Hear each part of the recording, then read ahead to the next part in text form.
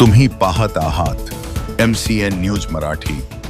बुलढाणा जिल्ह्यातील संग्रामपूर तालुक्यात येत असलेल्या पळशी झारशी ग्रामपंचायतमध्ये संत रविदास महाराज जयंतीनिमित्त अभिवादन तसेच दिवंगत उपमुख्यमंत्री अजितदादा पवार यांच्या काही आठवणींना उजाळा देत सामूहिक श्रद्धांजली अर्पण करण्यात आली।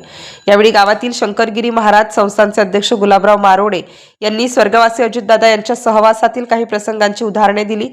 समाजातील प्रत्येक गरजू विषयांना अजितदादा देत असलेल्या महत्त्वाची जाण गाववासियांना करून दिली। त्याचबरोबर उपस्थितांनी स्वर्गीय अजित पवारांच्या प्रतिमेला पुष्प अर्पण करून अजित पवारांच्या कार्यपद्धतीवर तसेच आपले अनुभव सांगत श्रद्धांजलीपर मनोगत व्यक्त केले। या प्रसंगी ग्रामपंचायत पळशी झाशीच्या सरपंच सौ प्रियंका मेटांगे, ग्रामपंचायत सदस्य, कर्मचारी तसेच गावातील नागरिक प्रामुख्याने उपस्थित होते। MCN न्यूज मराठी करिता रवींद्र शिरस्कार, पळशी झाशी। ज्यावेळेस अचानक मध्ये टीव्हीवर किंवा अशा पद्धतीने न्यूज आली, पुरा महाराष्ट्र हादरून गेला। पुऱ्या महाराष्ट्रासाठी काळा दिवस म्हणून 28 तारीखची सकाळ उजाडली। ज्या दादानं सर्व पक्ष, सर्व जाती धर्माच्या लोकांना सोबत घेऊन महाराष्ट्राचं कामकाज केलं। आज दादाचा जो 40 वर्षाचा 45 वर्षाचा जो राजकीय अनुभव होता आणि जो ठामपणा होता, तो ठामपणा घेऊन काम करायची त्यांची पद्धत जी होती ते तात्काळ काम झालं पाहिजे या पद्धतीने त्याचं कामकाज असे आणि स्पष्टवक्ता प्रशासनावर पकड असलेले दादा हे अचानकमध्ये निघून जाणे म्हणजे या महाराष्ट्राची अशा पद्धतीने जी हानी झाली ते कधी भरून न निघणारी असं म्हटलं तर काही हरकत नाही। प्रमोदजी महाजन असेच अचानकमध्ये केंद्राच्या राजकारणात असताना निघून गेले।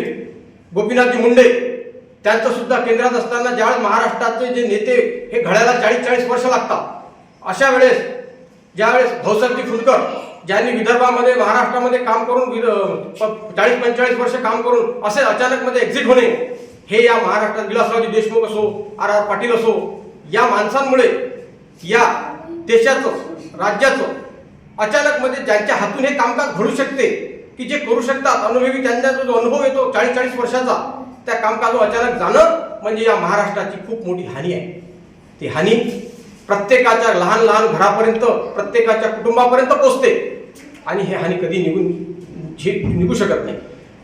दादाचा एक समजा हा जो सर्वपक्षीय जो विषय आहे, आपले संजीव कुटे विरोधी आमदार असताना त्यांच्या आग्रहाखातीर जिल्हा परिषदेमध्ये जो ठरावाला जो विरोध झाला, काँग्रेस राष्ट्रवादी सत्ता असताना दादांनी त्याला एका मिनिटात, संजीव काही हरकत नाही, हा मोठा ज्वलंत प्रश्न आहे पाण्याचा, मी एका मिनिटात तुम्हाला याची मंजुरात देतो आणि ते मंजुरात देऊन आज भाऊंनी सांगितलं, गुलाबराव भाऊंनी, की त्या पाण्यामुळे आज आपलं मतदारसंघ किती लोकांचे जीव वाचले।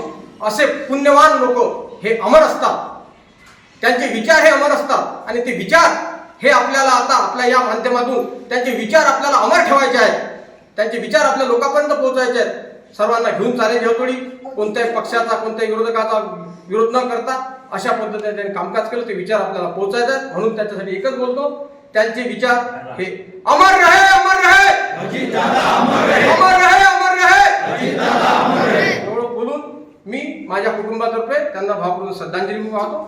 गेल्या 28 तारीखला आपल्या महाराष्ट्र राज्याचे उपमुख्यमंत्री अजितदादा पवार हे आपल्या सर्वांमधून निघून गेले।